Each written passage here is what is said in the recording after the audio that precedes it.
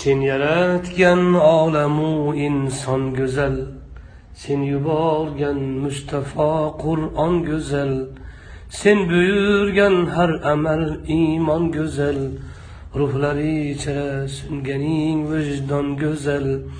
Bu go'zalliklar jamolingdan sening. Har ishing, har so'zu ahkoming buyuk, hem jazoing hamda inoming buyuk. Qilganing insonga ikroming buyuk, jannatingdek dini isloming buyuk. Bu buyukliklar jalolingdan sening.